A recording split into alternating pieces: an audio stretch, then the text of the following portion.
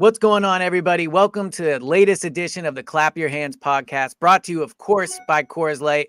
Make sure you come hang out with us Friday night at Lucy's in Center City. Huge Sixers game on the way. And James joining us today. What up, James? How you doing, man? I'm good, man. We're not going to do the we're not starting. No, we're not going to clap. No. We're not going to put DG through Clap that. your hands. Yeah, and he remembers the song. Everybody. Yeah, see, DG remembers the song. Can't forget that song. Can't forget that song. For those that don't know, that is, of course, the voice of Danny Green, former Sixer, NBA champion. Danny, normally we start the pod by clapping our hands. We won't make you do that, but you were singing the song. You were here for a lot of victories with the Sixers. Thanks so much for joining us. Super appreciate it. Thanks for having me, man. I'm excited. I appreciate you guys having me on, and I'm looking forward to the playoffs to see what Philly can bring. Well, that's where I wanted to start with. So a few weeks ago, when things weren't looking so great for the Sixers, you were one of the first people that I heard come out and say, this is a team people should believe in. This is a team that teams in the East should be worried about. And since then, you've been proven correct. I think they now have the 7th best title odds in the NBA. They've won 6 or 7 straight games. What was it that you saw then that made you so confident? And what are you seeing now that might make you even more confident than you were before? Joel Embiid.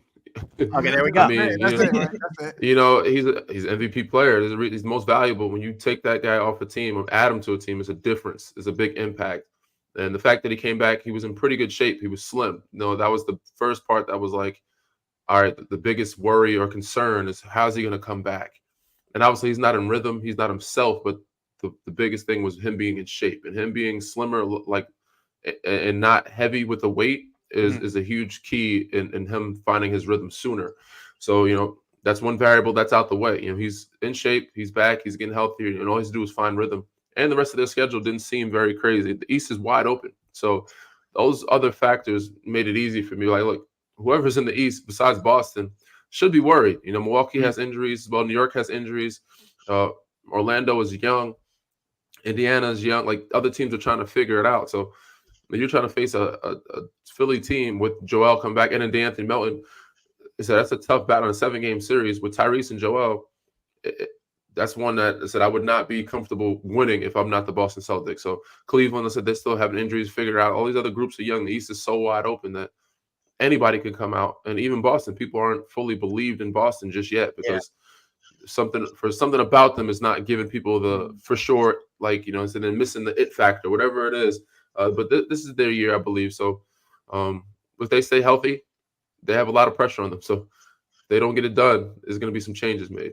You mentioned something in there really quick about Joel coming back in, I don't want to say the best shape of his life because that term gets thrown around, but man, I was so surprised at how good he looked physically when he came back. You've been here with Joel when he's tried to come back from injuries, probably came back earlier than he wanted to in the past because of the playoffs and the schedule and all that.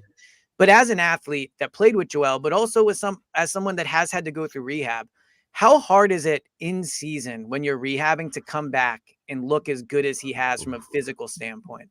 Oh man, rehab isn't for everybody, but sometimes it can go two different ways. It can one of two ways. Like usually when you have a surgery, you can gain a lot of weight or you can lose a lot of weight, and it's hard to gain it back. Luckily for him, I don't know what it was, but he looks like he had lost the weight, which is better. Because if you gain the weight, it's harder to rehab and lose the weight while you're doing that because you're not able to run as much as you would like to. So rehabbing in season, off season, whenever it is, it's still not easy for anybody. So I give a lot of guys credit that have gone through it more than once, like the Klay Thompsons of the world who had multiple surgeries, back-to-back years, the DeMarcus Cousins. Those guys have been through the ringer, man. And I said it's not easy, especially in season. So, big kudos to Joel for keeping himself healthy and in shape while doing so and getting back in a good, decent fashion. Obviously, he didn't rush it this time, but for him to be in shape while doing that, that's the hardest part to do. Yeah, for sure. And I want to go back to you talking about how the East is wide open because I know that's music to ESP's ears. He's been saying that for a little bit. He's officially done being scared of the Bucks is what he said last podcast. But I want to go back to that where you said like the Sixers are eyeing that 6th seed right now. Your confidence, is that contingent on the Sixers getting that 6th seed? Or if they're in a playing scenario, does your confidence kind of go down with the extra mileage that they might have to put on Joel's body or Maxi's body or stuff like that? No, my confidence in them stays the same. There's no doubt they'll be in the playoffs, whether the 6th seed or 7th, 8th seed. I think they'll be 7 or 8 either way. I think they'll find a way to try to avoid Boston, even if they do play Boston. I see that being a 6-7 game series. That's one of the games, and they could be the team that shocks Boston, because a wounded animal is very dangerous. You just don't know how to attack them. You don't know how to game plan for them. You don't know who's healthy, who's not. So yeah, that's just a tough matchup. But if they can get 6 or 7, they're in a really good spot. 8 obviously is tough, but I could see them getting the 6 or 7 spot, whether it's before the play-in or during the play-in. My confidence with them winning a game or two in the play-in, it's very, very high. I think they'll be okay regardless. So it doesn't change. Obviously, more on him. I think it just gets him more in shape and more in rhythm. So the more games he plays, the better for them. You know Joel game, his game well, obviously playing with him. The times you got to watch him so far this season, you mentioned he's still kind of getting in rhythm, which speaks highly of him because he had 37 points a few days ago. So it's, he's already playing pretty well. But when you watch him, how close do you think he looks to whatever you want to consider the full version of himself is, now that he's had, I think, 3 or 4 games since he's been back? He's close. He's not far off. I think he's probably like 80%, 85%. I think he's still missing another 10 to 15%, maybe 20. I mean, he scores a lot of baskets. He knows how to get baskets. We know that. The 37 points does not tell me where he needs to be, depending on who he's playing and how he does it. He does know how to get to the free throw line. When I see him in his rhythm and he's not searching for fouls and just getting back to his pull-up mid-range game and confident in the post and playing with his teammates, also that's another factor, getting used to playing with guys he hadn't played with before, because there's new guys there now. When I see him in his rhythm and making sure he's in his spots and guys are playing around him, and vice versa, also getting them to where they need to be, that's when I'm like, all right, he's where he needs to be. And I think with each game, he'll get closer and closer. But right now I see him, that big knee brace, and it has movements, and how he's trying to get to the free throw line more than often shows me he's still not 100% confident in where he needs to be. And that's probably missing another 15% or so. Yeah, that rhythm that Embiid needs to get back in. That's not just for him, right, DG? Because we see him get back in. Oh, that's for everybody. Yeah, that's for everybody. Get better. Our guy Kelly Oubre, ESP up there, our guy, starting to look better and better. So him getting in rhythm is kind of a domino effect, trickle down effect to everyone else, right? 100%. They also, like said, Cam Payne, Kyle Lowry, Buddy Hield, they never played with him. This is their first time playing him, so they're learning how to play with him. And the guys that were playing so many games without him, played 30 games without him. Obviously, Tyrese plays with him fine. Tobias has played with him before, but so just adapting, adjusting back to the roles that they had previous to when he was out. You know what I'm saying? When he was out, they had different roles. So Kelly figuring it out. Batum. There's so many other factors. Anthony Melton been out for so long. Him trying to find his rhythm as well. So yeah, there's a lot of factors that come into play when it comes to adding such a valuable piece to you. Just that big puzzle piece to your big picture. So yeah, everybody's got to figure out. It's a domino effect. They all have to get in rhythm with playing with him. They got to get used to finding where he likes the ball, how he likes the ball, find what could he see in the double team. Buddy has to be like, all right, I'm available over here. I'm cutting this way, or I'm spacing here. So whenever you get doubled, look for me here. So all those things are big factors and come into play when it comes down to playing with the guy, and also for the stage of the playoffs. Yeah, you mentioned Buddy Hield and kind of having to learn a role around Joel. You were one of the best shooters in the league when you played with Joel. The perception, I think, with him is you want to surround him by shooters. As someone that played with Joel and that learned to play with Joel, when you look at this current roster, like, what do you think the ideal player is around Embiid, and what advice would you give to his current teammates in terms of adapting their game to get the best version of Joel, which in extension is the best version of the roster? Obviously, shooters make sense, but there's also cutters. When you see the makeup of Denver and Jokic, they don't have just shooters. They have Aaron Gordon, who can catch a lob pass or duck in, because Joel's going to be in the post sometimes, and sometimes he can't get it across the court. They have MBJ, who can shoot. But you need guys that not only can shoot, but also move and be available, have a high IQ, either get to the free throw line when doubled, or pull over to the three-point line, or run baseline to baseline to get them an outlet. So you need guys that are smart enough to move and that are threats where the team is scared to double off them. But yes, the best advice that I can give them is to make it easy for themselves by being active offensively, talking it out, being in communication, and then giving them outlets. Make sure he can see you in double teams, because being doubled is not the easy thing. Whether you're 7 foot or not, it's hard to find guys or see through double teams, forearms, forehands, and guys that are athletic. So it's the best advice to me is figure out the best way to get your spots when doubled, and push the pace when you can. And when he's not in, you'll find a way to keep up the slack and make sure that you don't have any losses or any. The bench is where the big key is. So that's a big thing for them. Outside of that, not just be ready to shoot, but also be ready to find the space, the open space for him to make it easy for him to find you in double team. Yeah. I'm going to talk about ready to shoot for those shots to go in, DJ. Yeah, Buddy has to be willing to shoot. We gotta make some of those shots now. For sure. But you just gotta. A lot of times you do have to make some. But a lot of times you have to be the threat, right? If people know you're willing to shoot it, as long as you shoot it, they're like, all right, this guy's a shooter. They got to get to him. But if you're not looking at the basket, there's a lot of guys that are just not guys that respect, and you're not taking them. And I'm not going to put any names out there, but there's guys that take more time, or just with DHL, and allows the defense to recover faster. You miss 100% of your shots you don't take, so you got to take it. I wanted to ask you, because you have won an NBA championship, you've been to the highest level of the sport.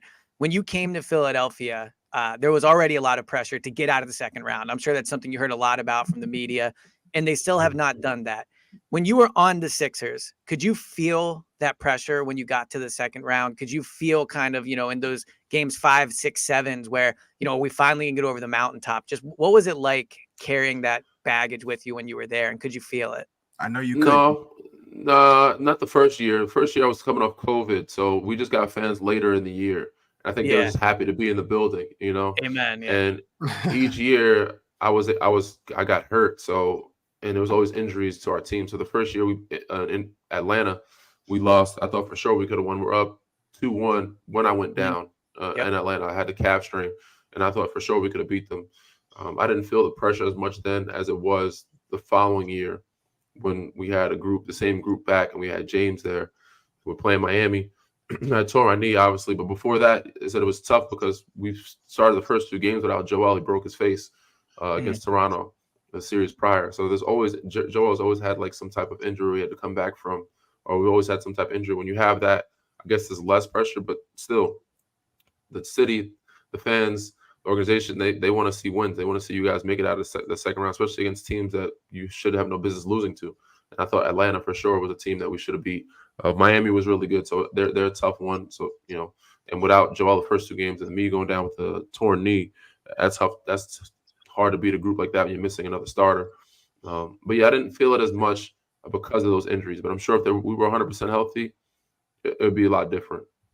Yeah, well, I'm glad you didn't feel it, DJ, because I would say from a fan perspective, and even from a media I had been there long enough. I'm sure you guys been there long. Like, we gotta get out of the second round. Me, I just got there. I'm like, all right, cool. Like, we number 1 in the East, and we're winning. It's like, all right. And then when I got hurt, it's like we have a pretty good path to the Eastern Conference Finals, if not the finals, that year with Ben.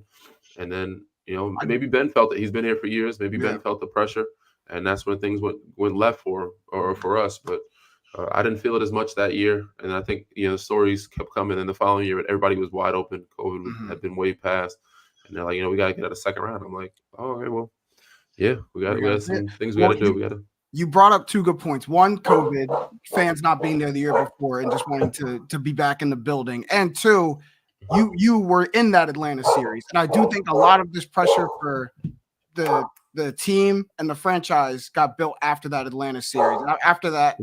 Kind of meltdown, if you want to say, then a lot of this pressure got put back on.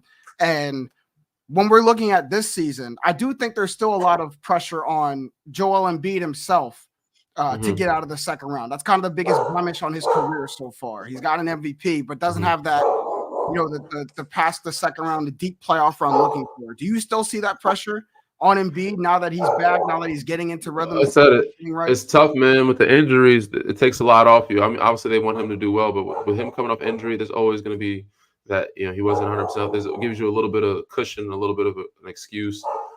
There is some, but because every year he's always has an injury before the playoffs or during the playoffs, which makes it tough.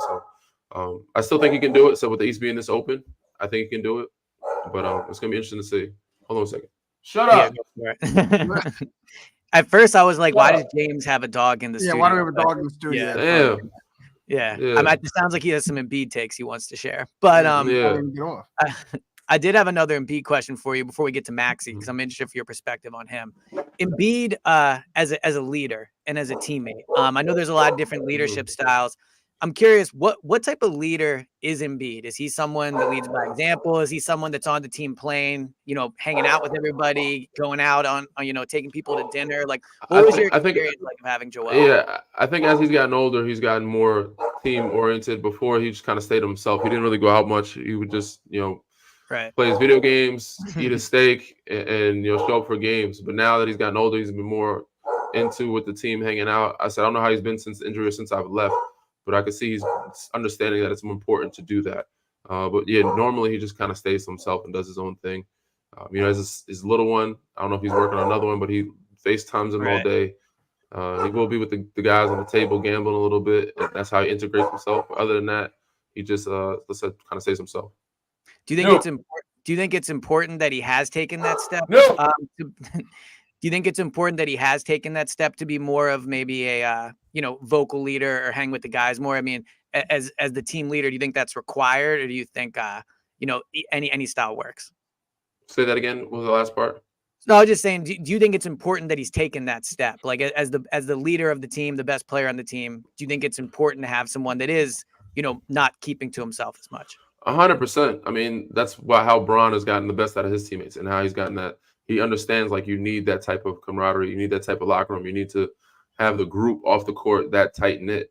And the more Joel does that and understands, I think he understands it a little bit more, but he probably has to do it even more, exert himself into a college-like style type of locker room, where guys are hanging out more. That's the best you're gonna get to be able to get to know each other to where you be comfortable going into battle with each other. You know each other on the floor better. So it's important. I think he understands that.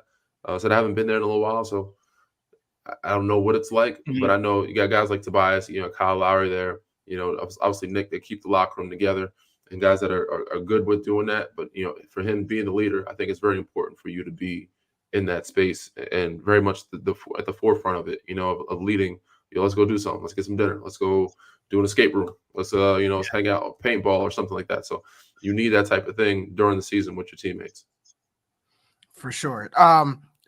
Eliot mentioned that he wanted to go to Maxey, and that's kind of where I'm at too. And wondering. So we saw Maxey this season without Joel Embiid. His numbers didn't really take a jump, right? They didn't take a dip, but they didn't take a jump like a lot of people kind of wanted them to, as Maxey going into this year. Now that Joel's back, the numbers are starting to take a jump. Is there, and it's actually something that Eliot and our other co-host Jack Fritz have been debating about.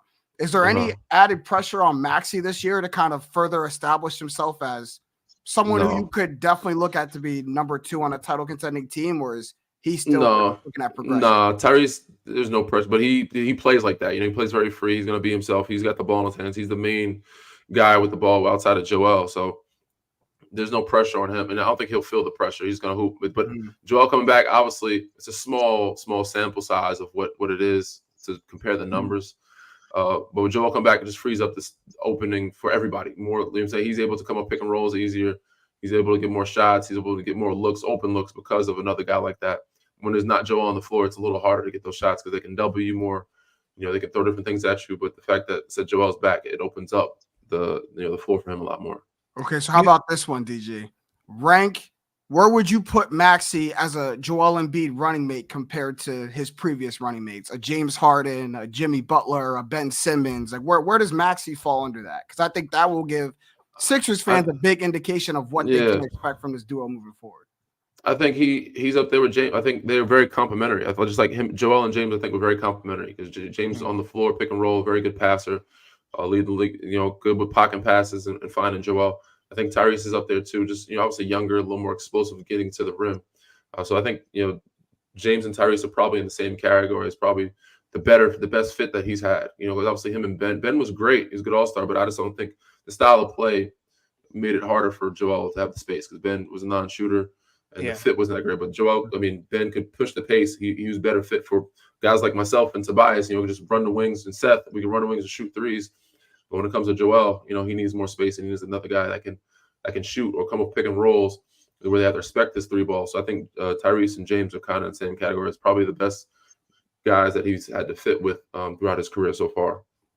Just a few more here. Appreciate your time. Again, this is Danny Green. Thank you so much for being on.